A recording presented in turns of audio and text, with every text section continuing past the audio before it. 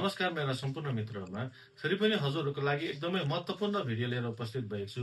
कृपया यस भिडियोलाई हजुरहरूले अन्तसम्म हेरेर सेयर गर्नु नबिर्सिनुहोला। र अन्नपूर्ण विषय लिएर धेरै नै चर्चा परिचर्चा अहिले तपाईँको गाउँघरमा है यो सोसियल मिडियामा भइरहेको छन्। र आज पनि अन्नपूर्ण विषयको अन्य विषय अथवा अन्य चर्चा लिएर उपस्थित भएको छु। त्यो के हो भनेदेखि अन्नपूर्ण योजना लिएर अहिले भने राज्यभरि नै ठगिने काम भइरहेको छ। हजुर हो, अहिले अन्नपूर्ण विषय लिएर कलहरू आएर भेरिफिकेसनको नाममा हाम्रो दिदीबहिनीहरूलाई ठगिने काम गरिरहेको छ।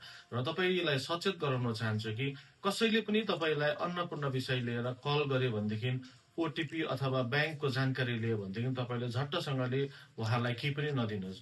र म तपाईँलाई यो पनि जानकारी गराउन चाहन्छु कि तपाईँको भेरिफिकेसनको लागि चाहिँ अहिले भन्ने आइसिडिएसका दिदीबहिनीहरू खटिरहेका छन् है। र आइसिडिएस तपाईँले चिनेको आइसिडिएस वर्करले अथवा तपाईँले चिनेको म्युनिसिपालिटी अथवा पञ्चायत कर्मीहरूले तपाईँलाई फोन गर्यो भनेदेखि चाहिँ तपाईँले आफ्नो डिटेल्सहरू उहाँलाई दिन सक्नुहुन्छ। अन्यथा तपाईँले अन्य कलर आयो भनेदेखि तपाईँले रेस्पोन्स अथवा कुनै पनि डिटेल्स साझा नगर्नुहोस्।